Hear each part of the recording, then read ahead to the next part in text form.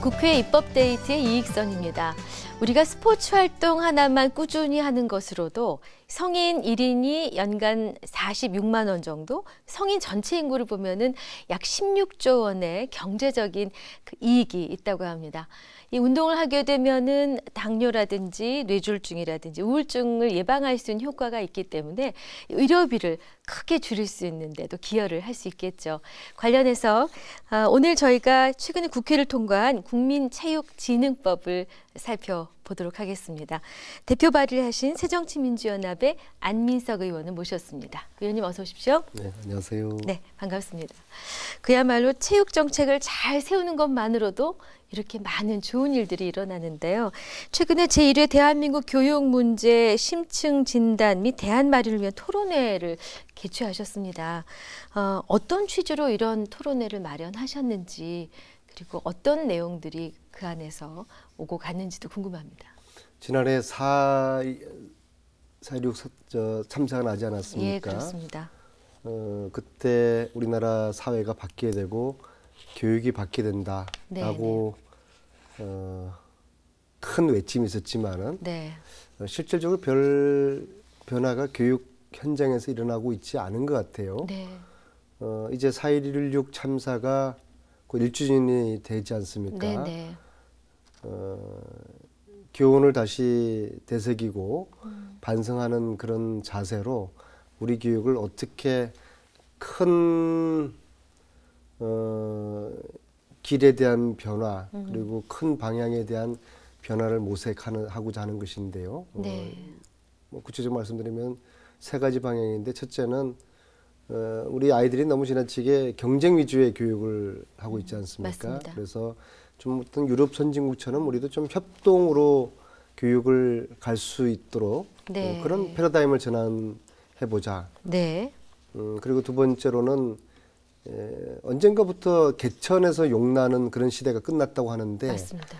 이 교육을 통한 어떤 부의 재생산, 이 문제를 좀 해결해 보기 위해서 어떤 교육의 불평등 이런 구조적인 문제를 해결해 봐서 어떤 평등하고 공정한 교육을 만들 수는 없을까. 그리고 이제 셋째는 모든 사람분들이 자식을 키우면 느끼는 이 사교육의 문제, 이것은 결국엔 공교육을 정상화시킴으로써 가능한 문제인데, 이 공교육을 정상화시킬 수 있는 그런 해법, 요 세 가지 문제를 다루었고, 앞으로 지속적으로 우리나라 큰 틀의 교육의 패러다임을 바꾸기 위한 그런 토론회를 어떤 여야를 막론해서, 진보 보수를 막론해서 그런 어떤 대안 제시를 해보려고 합니다. 네. 이런 고민들이 실제 우리 교육 현장에 반영되고 부모님들이 또 동참해 주실 때 그런 큰 변화를 더디지만 이뤄낼 수 있지 않을까 하는 바람을 갖습니다. 네, 그렇게 기대하고 있습니다. 자, 오늘 모신 이유는 국민체육진흥법 때문인데요. 작년 10월에 발의하신 국민체육진흥법 개정안이 지난 3일에 국회를 통과했습니다. 먼저 축하를 많이 드려야겠습니다. 어렵다고들 많이 말씀하셨었는데 통과가 됐고요. 이 본회의 처리 소감과 함께 개정안을 발의하시게 됐던 그 계기에 대해서 먼저 여쭙겠습니다. 체육단체 통합 이 노력은 20년 전부터 있어 왔어요. 뭐 새삼스러운 건 아니고요. 왜냐하면은 체육단체가 이 양분돼 있었거든요. 이 따로밥상 체육단체를 한밥상으로 모으자는 이 취지였는데, 선진국형의 체육 시스템으로 가기 위해서는 이 단체 통합이 필요했거든요. 당연히 통합해야 될 게 20년 만에 이루어진 것이죠. 지금까지는 양 단체에서 이런저런 이유로 반대를 했기 때문에 이게 이루어지지 않았는데, 다행히도 극적으로 양 단체에서 특히 이제 회장님들이 동의하셔서 이번에 극적으로 통합 법안이 통과되었습니다. 그러니까 둘로 나누어졌을 때 생겨났던 여러 문제점을 극복하기 위해서 개정안을 내신 건데 네. 실은 이 바람이 20년 동안 이어져 온 수건 사업이었다 이런 그렇죠. 말씀으로 들었는데요. 네. 그 대한체육회와 국민생활체육회의 지금까지 이 두 단체의 역할이나 기능은 어떤 것이었습니까? 그 또 둘로 나눠졌기 때문에 일어났던 뭐 갈등이나 문제로는 어떤 것이 있었을까요? 대한체육회는 네. 엘리트 체육만 담당합니다. 아하, 예. 국민생활체육회는 생활체육만 담당합니다. 아하, 예. 그러니까 정상적인 체육 발전이 안 되는 것이죠. 엘리트와 생활체육은 서로 보완적이고 협력적인 그런 관계인데 네. 이 단체가 엘리트 따로 생활체육 따로가 되어 있으니까 협력은 커녕 갈등과 분열이 지난 20년 이상 동안 되어 왔던 것이죠. 그랬었군요. 네. 네. 예를 들면은 양 단체 간의 협력이 전혀 없어요. 소통이 전혀 없어요. 네. 지난해 대한체육회 전국적인 행사에 생활체육회장이 참석하신 게 뭐 10년 이상 만에 처음이라고 그러고 세상에. 네. 생활체육 행사에 대한체육회장은 또 가는 일이 지금까지 단 한 번도 없었던 걸로 알고 있거든요. 그렇군요.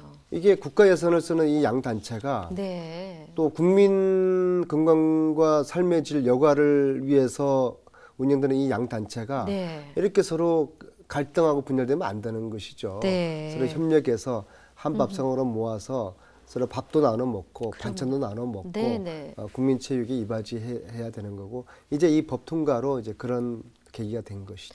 사실 상생하자고만 들면은 서로 굉장히 돕고 조율할 부분이 많았을 것 같은데요. 뭐 엘리트 체육의 어떤 전문성이나 노하우나 높은 효율을 일반인들의 생활 체육에 반영한다든가 예를 들면 뭐 여러 가지 방법도 있었을 텐데 그런 어려움이 있었군요. 아마 일반 국민 여러분들은 잘 모르셨을 겁니다. 근데 현장에서는 다 네. 알고 있어요. 가령 예를 들어서 이게 이제 이번에 법 통과돼서 종목도 통합이 되거든요. 네. 종목도 보면은 축구 같은 경우 예를 들면은 엘리트 축구를 담당하는 대한축구협회가 있고 네. 또 지역의 조기 축구를 담당하는 네. 생활축구연합회가 있거든요. 네. 요 두 종목 양 단체도 이제 통합이 됩니다. 네. 이제 지역에서는 이미 통합이 큰 대세를 이루고 있어요. 네. 가령 충남이나 대전시는 생활체육과 또 대한체육회 그 조직이 통합돼 있고요. 그렇군요. 예, 회장도 충남 안희정 지사가 회장 양쪽 다 하고 있고 예. 대전 같은 경우도 양쪽을 권성택 시장님 다 하고 있거든요. 네. 기초단체 247개 중에서도 한 70개 정도의 기초단체가 이미 지금 통합이 돼 있어요. 네. 그리고 지금 통합하려고 있고 네네. 단지 위에 중앙에서 수뇌부에서. 통합이 안 되니까 아하. 지역에서는 눈치 보고 언제 하나 기다리고 아. 있었던 것이죠. 그래서 이 그렇군요. 법의 통과로 지역에서의 통합, 종목별 통합 네. 이게 아주 급물살을 타게 될 것입니다. 그렇군요. 그럼 이번에 개정된 국민체육진흥법의 핵심 내용은 어떤 것입니까? 우리도 서양 선진국처럼 스포츠 클럽에서 국가대표가 나오게 하는 시스템을 만들자는 것이에요. 네. 그래서 이 풀뿌리 체육의 저변을 든든하게 만들어서 네. 엘리트 체육을 꽃피우자는 것이거든요. 네. 그러니까 피라미드 구조가 되는 것이죠. 아하. 그러나 지금까지 우리나라는 엘리트 체육 따로 생활체육 따로 칸막이를 딱 쳐가지고 서로 소통이 안 되고 네. 행정 그다음에 예산에 비효율성이 있어 왔던 것이죠. 네네. 이것을 새삼 새로운 모델이 아니에요. 네. 뭐 선진국까지는 다 그렇게 하고 있어요. 예.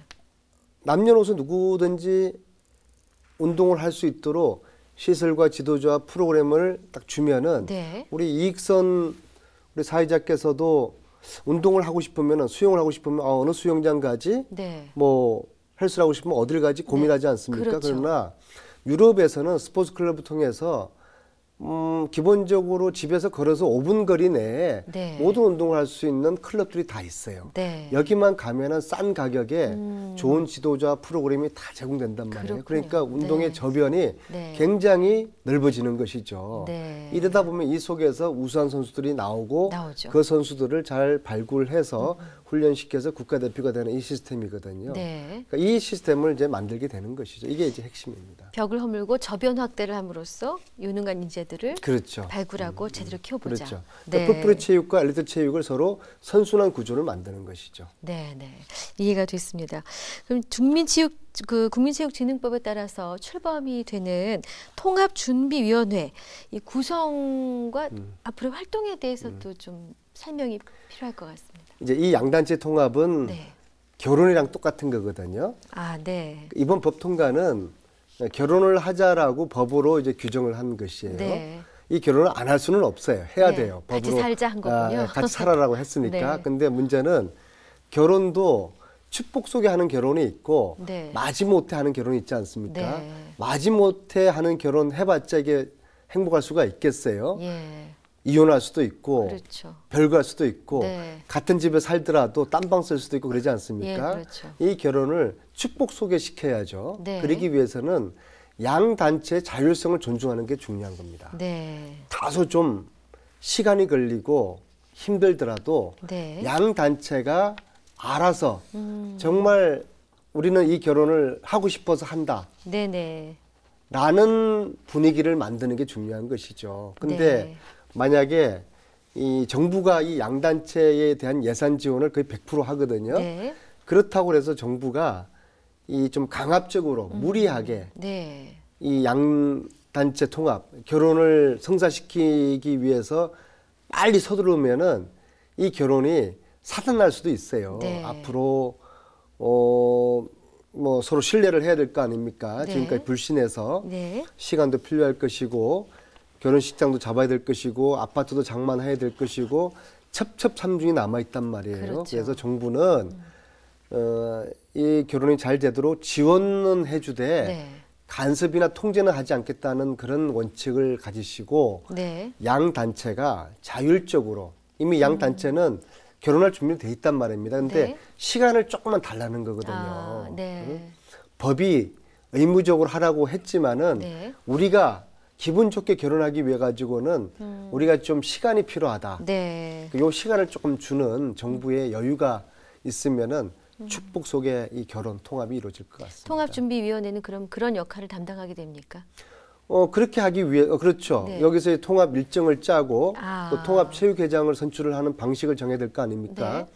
네. 이 과정에서 정부가 이걸 잘 정하려고 하면 안 되죠. 아하. 양가 부모들을 모이게 해서 네. 또 결혼 당사자를 모이게 해서 결혼 날짜를 어떻게 할 것이며 혼수를 어떻게 할 것이며 아파트를 어디다 그렇군요. 마련할 것이며 전세할 것인지 아니면은 집을 살 것인지 네. 이걸 당신들끼리 잘 합의해라. 합의하면은 우리 정부가 존중해 줄게. 좋겠다. 그런 자세로 해야 되는데 만약에 정부가 시나리오 일정을 다 짜놓고서 양 단체한테 일방적으로 이렇게 하라고 하면은 이 결혼이 축복 속의 결혼이 하기가 어렵죠. 그럼 통합준비위원회 구성은 외부 인사는 거의 없고 내부 인사로서 구성이 되겠군요. 그런 모든 가능성은 지금 열려 있고 4월에 통치 구성을 해야 되는데요. 네. 일단 제 생각에는 양 단체가 주도적으로 할수 통치를 있도록. 구성하도록 해야 되는 거죠. 결혼을 하는데 네. 양가 당사자들을 빼고 안 누가 되죠. 이 결혼 준비를 하겠습니까? 맞습니다. 맞습니다. 그렇게 양 단체가 주도적으로 이 통치를 구성하도록 하고 네. 정부와 국회는 살짝 도와주는 아하. 그런 정도로 네. 생각하시면 될 것 같습니다. 그 국민체육진흥법 개정안 원안에서 제일 논란이 됐었던 부분을 좀 여쭤봐야 되는데 대한올림픽위원회 별도 독립법인화 문제 앞으로 이게 어떻게 추진이 되는지 궁금합니다. 우리 이익선 사회자께서도 KUC가 뭔지 모르시죠? 잘 몰랐습니다. 일반 국민들도 네. 몰라요. 근데 요게 이제 대한올림픽위원회라는 것이거든요. 네. 올림픽 선수를 선발해서 네. 올림픽과 같은 국제대회에 파견하는 그런 역할을 KUC가 하는 것이거든요. 이 KUC를 대한체육회 그대로 두자 분리하자는 이 문제는 서로가 팽팽하게 찬반 양론이 있어요. 네. 저는 이 문제 때문에 그동안 통합을 못했었거든요. 아하, 그래서 네. 이 쟁점이 되는 KOC 분리할지 말지 문제는 이후에 좀 미루자 그렇게 하고서 이번 통합을 시킨 것이거든요. 네. KOC를 절대 분리해야 된다라고 하는 주장과 분리해서는 안 된다는 양측의 주장은 제가 볼 때는 합리성이 되게 결여돼 있어요. 네.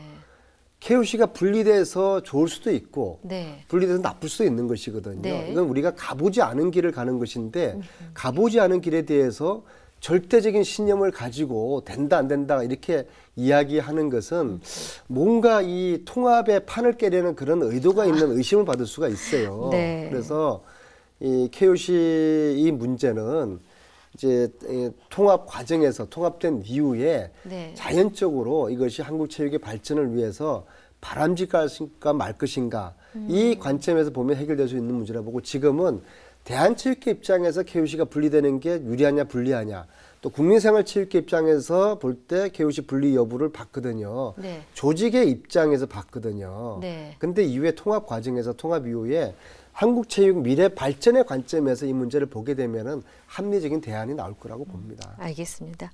이 체육계 수건 현안 이제 뭐 산 하나를 넘으신 건데 앞으로도 더 많은 숙제가 있을 수 있겠죠. 일단 이 국민체육진흥법의 실효성, 기대하는 효과 어떤 것들을 보고 계신지요?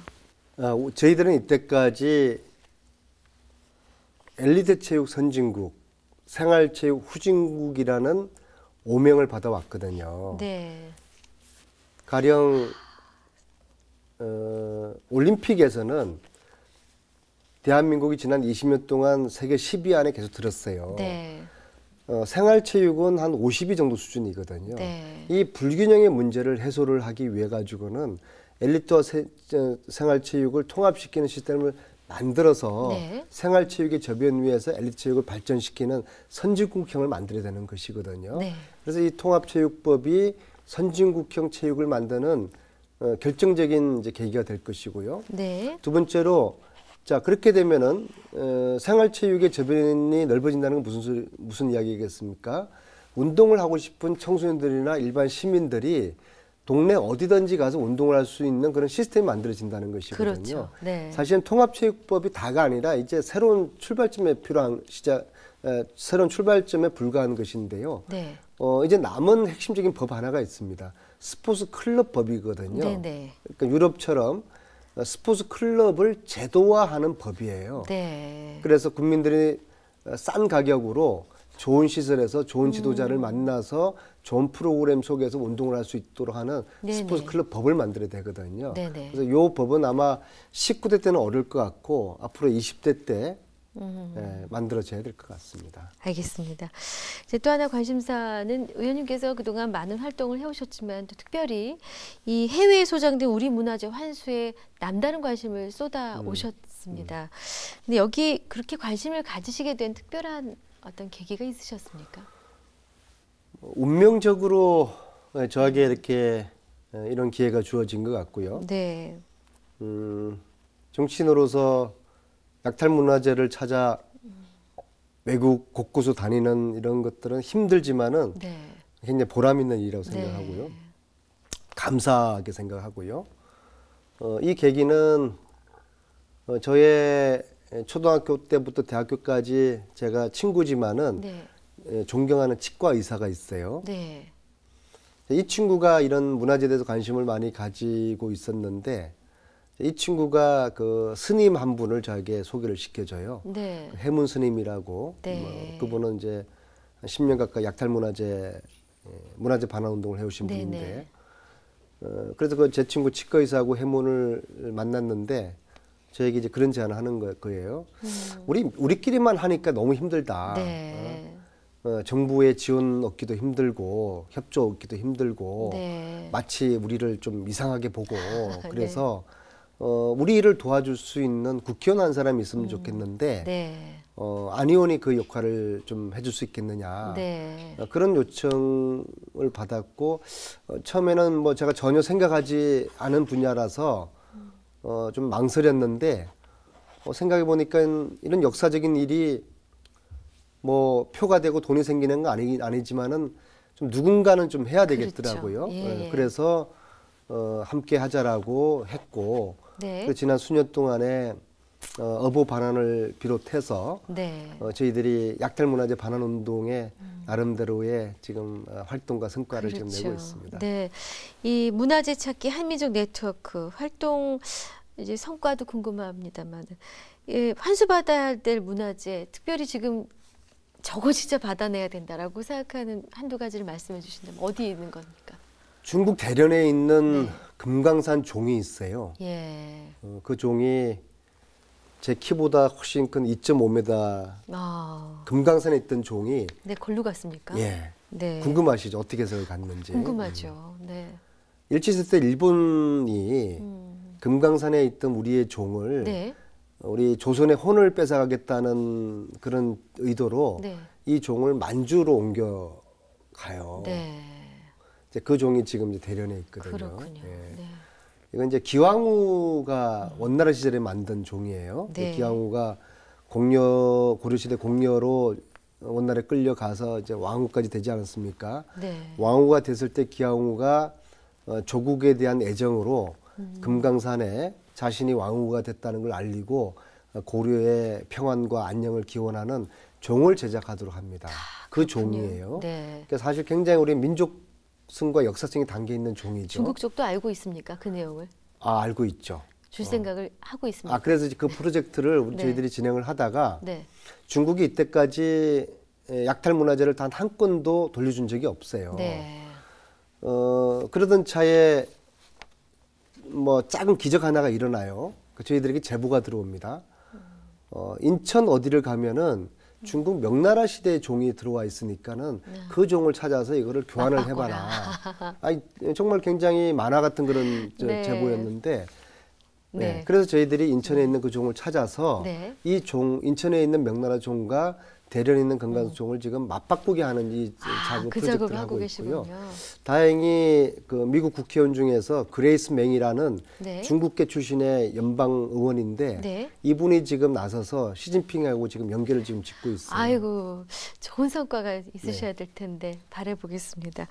자, 이제 약속된 시간이 거의 다 돼서요. 끝으로 짤막하게 입법 계획 있으신 거 알려주십시오.